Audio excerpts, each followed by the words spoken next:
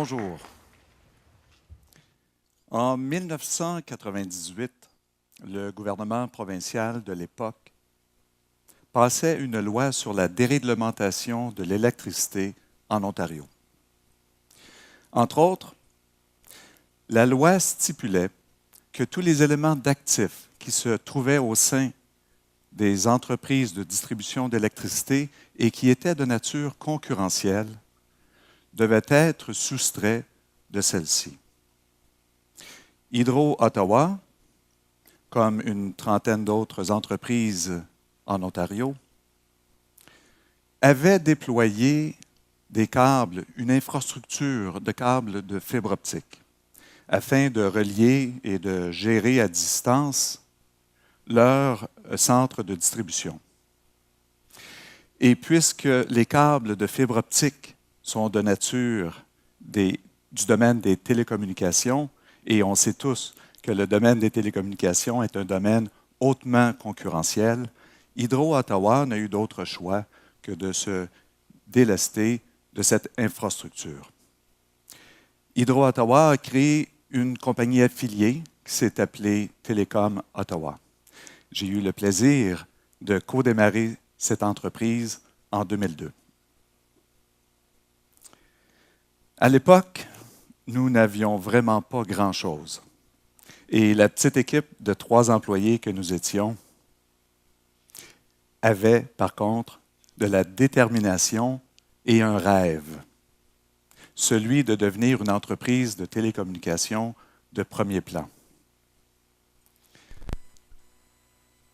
En mai 2008, l'entreprise a été achetée par Atria Networks pour la somme de 63 millions, à peine un peu plus de 6 ans plus tard après sa création. Et Rogers achetait 2 ans et demi plus tard Atria Networks pour la somme de 425 millions. Et puisque Télécom Ottawa représentait environ 40% des revenus d'Atria Networks, ça veut dire que l'entreprise, en l'espace de 9 ans, est partie de 0 à 175 millions. Les gens me demandent encore aujourd'hui comment est-ce qu'on s'y est pris pour avoir de tels résultats. Bien, si vous demandez à des chefs d'entreprise quels sont les facteurs de réussite, ils vous diront sûrement 3 choses. L'accès au capital, des employés qui partagent la même vision et un marché qui est réceptif aux produits ou services de l'entreprise. Chez Télécom Ottawa, je crois que nous avions 2 autres facteurs de réussite et ce sont ces facteurs que j'aimerais partager avec vous. Comme dans toutes les présentations que je fais, je me dois de vous parler de mon grand-père. Mon grand-père qui a eu une certaine influence, pour ne pas dire une influence certaine sur moi. J'ai eu le bonheur de grandir en la présence de mes grands-parents qui vivaient chez nous avec mon frère et mes parents. Et mon grand-père était un bonhomme spécial. Il était premièrement d'une corpulence, mesurait plus de 6 pieds. Il avait 11 enfants, donc il était vaillant et surtout travaillant. Il a pris sa première retraite à l'âge de 65 ans, après une carrière dans le domaine de l'éducation. Puis, il a travaillé une dizaine d'années pour la Banque de Montréal. Il a donc pris sa retraite en 1976 à l'âge de 75 ans. Et pour célébrer le moment, il s'est fait un petit plaisir. Il s'est acheté une Chrysler New Yorker flambant neuve. Cette voiture avait un moteur V8 et qui dégageait 175 chevaux. Le hic, c'est qu'elle pesait 5000 livres. Alors imaginez un peu une bagnole de 5000 livres avec seulement 175 chevaux. Ça donnait des performances plutôt timides. En effet, la voiture faisait le 0-400 mètres, ou le quart de mille qu'on appelait à l'époque, en l'espace de 19,2 secondes. Faisait le 0 à 100 km à l'heure en 14,3 secondes. Mais ce qui était le plus impressionnant, c'est qu'elle consommait 24,7 litres au 100 km.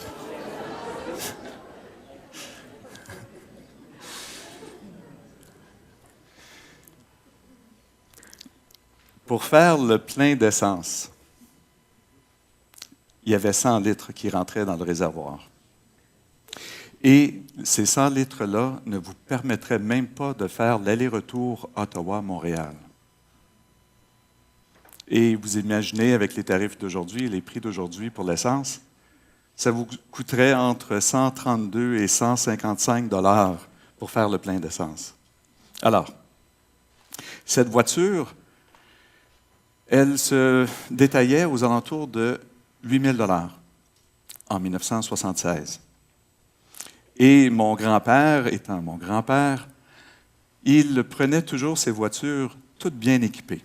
Alors, il y avait les vitres électriques, les portières électriques, les sièges électriques, l'air climatisé et j'en passe.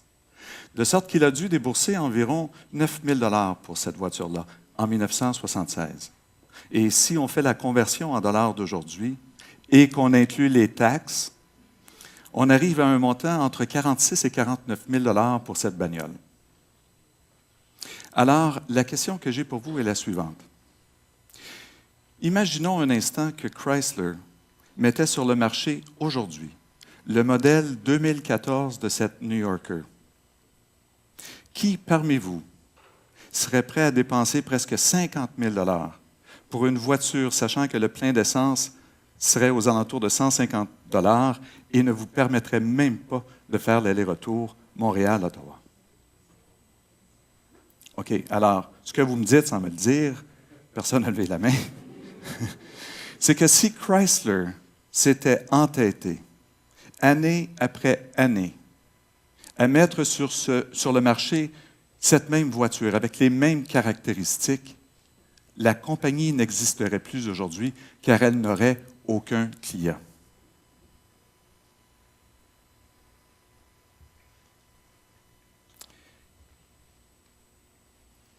C'est sûr que vous allez me dire, oui, mais il y a eu 40 ans, ou presque, entre 1976 et aujourd'hui, et que les choses ont changé, les choses ont évolué. Oui, je vous le donne dans le mille. Mais chez Télécom Ottawa, nous avions le sentiment d'urgence. Nous savions que nous devions toujours nous battre contre les grands de ce monde des télécommunications, les Allstream, les Bell, les Rogers, les TELUS. Nous étions une petite entreprise. Malgré tout, on a connu une croissance fulgurante sous leur nez. Pour nous, c'était une question de survie. Pour nous, on savait, on était convaincus que l'on pouvait toujours faire mieux, faire plus, faire davantage, être plus rapide à déployer du réseau sur notre marché. Nous avions, chez Télécom Ottawa, une culture du changement.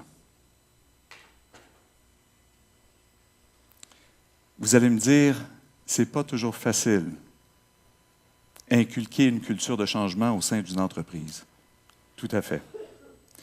Voyons voir comment est-ce qu'on peut inculquer, comment est-ce qu'on peut s'assurer que les employés embrassent le changement. Je vais vous présenter ici un organigramme.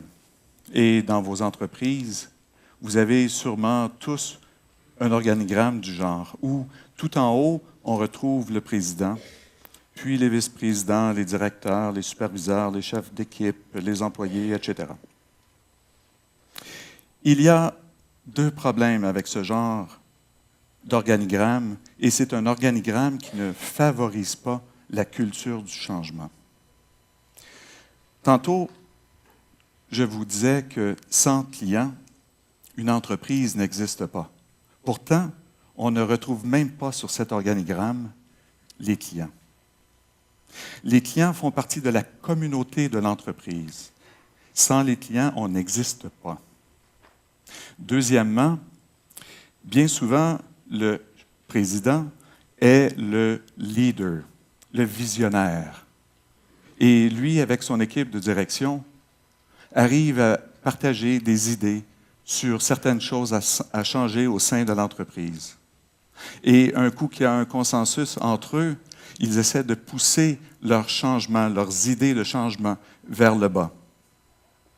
Deux problèmes. Il y a de la résistance qui se crée, bien souvent. Les employés disent « Pourquoi qu'on changerait telle chose? Ça fait tant d'années qu'on le fait de telle façon. » Et les gens n'embarquent pas. Les gens n'embrassent pas le changement. Et pis encore, il y a du scepticisme qui peut se créer. Les employés disent « Bah, on a déjà essayé telle chose dans le passé, ça n'a pas marché, pourquoi ça fonctionnerait cette fois-ci? » Alors, en juillet 2005, chez Télécom Ottawa, j'ai installé ou présenté aux employés cet organigramme. Alors, vous remarquez maintenant que tout en haut, on y retrouve les clients. Les clients ont un rôle majeur dans le succès de toute entreprise. Alors, le reste, c'est tout simplement l'organigramme qui est inversé. Alors, on donnait l'obligation et la responsabilité à tous les employés qui étaient en contact avec les clients de poser certaines questions et de revenir à l'entreprise avec les commentaires entendus des clients. Et là, je ne parle pas ici uniquement que des représentants. Je parle ici également de ceux et celles qui travaillent au service à la clientèle, à ceux qui répondaient au soutien technique, à ceux qui faisaient la surveillance du réseau. Enfin, tout le monde de l'entreprise qui était en contact avec les employés. Une fois par année, on invitait également les clients et les clients potentiels à venir partager une session de remue-ménage. Et durant ces présentations-là, on invitait toujours des gens de l'entreprise, des employés de l'entreprise, de différents départements, à assister à ces rencontres-là. Et on demandait aux clients à quoi ils s'attendaient de leur fournisseur de services de télécommunications. Et il y avait toujours des idées qui sortaient de ces rencontres-là.